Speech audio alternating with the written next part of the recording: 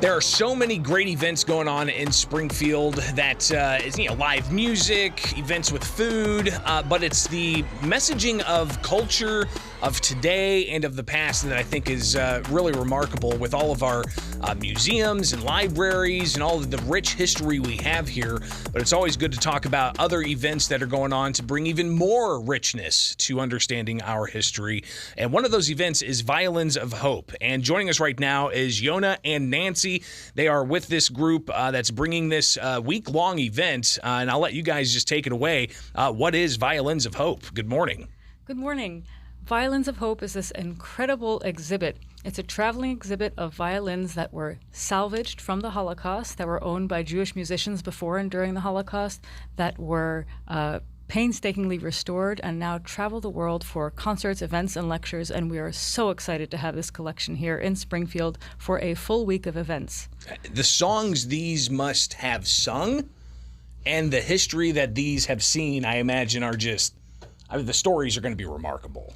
Absolutely. There's one violin in the collection that will feature a number of the concerts that is known as the Auschwitz violin because it was actually played by a musician in the men's orchestra of the concentration camp, Auschwitz, and we have that here in town. That's remarkable. So for people interested in this, of course, it's a week long of events. Give us where it's going to be at today and where we're going to see it in the days ahead.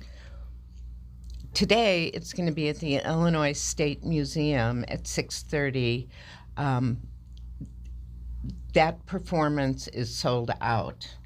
But, and this is really, really exciting, and we are so thankful for the Illinois State Museum, who is displaying 6 of the violins from now through September 13th. They've been wonderful, wonderful partners. That's with the Jewish Federation. That's great. And the Jewish Federation helping organize Violins of Hope starting today. It's sold out at the Illinois State Museum, but every day through the 13th, there's going to be different events people can go check out. Yeah, there's a big concert on Sunday, the 10th. There are 2 concerts, one at 2 p.m. and one at 4:30 p.m. at the UIS Studio Theater, featuring all 6 of the violins in concert, played by 3 different violinists. And then there's another sort of festival, a celebration of survival and songs and compositions by Jewish composers from around the world, and that will take place on Wednesday, September 13th, also at 6:30 p.m. Tickets are going fast, but I believe there are still a few left for those events as well. And where's that 13th, the event at? That's at the Hoogland downtown. Gotcha. All right, so plenty of opportunity there for you to check out this pretty remarkable display and performance, because it's not just showing these off, it's the fact that there are going to be musicians playing these things.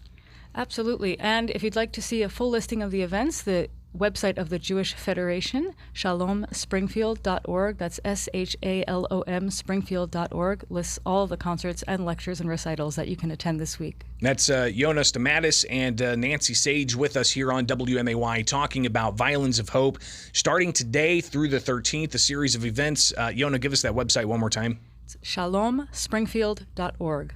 So just a kind of a protocol question here. How do you take care of these things? I mean, these are, decades, generation old that have gone through some of the most horrific things in humanity, and here they are to help tell that story. How do you preserve these things? Well, the violins have been painstakingly restored by Armand Weinstein and his son who live in Israel as well as in Turkey. And when the first violin that had survived the Holocaust came to them, they felt very, very strongly that they should be preserved. And one violin led to another violin, led to another violin.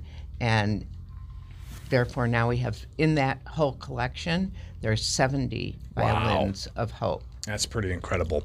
Well, Yona, Nancy, thank you both for taking time with us, and looking forward to hearing more about this as people experience the sound of, history, quite frankly. So greatly appreciate you guys taking time with us today. Thanks for having us. Thank you very much for having us. It is Springfield's Morning News on 92.7 WMAY, Springfield's News and Talk. I'm Greg Bishop, and much more coming up.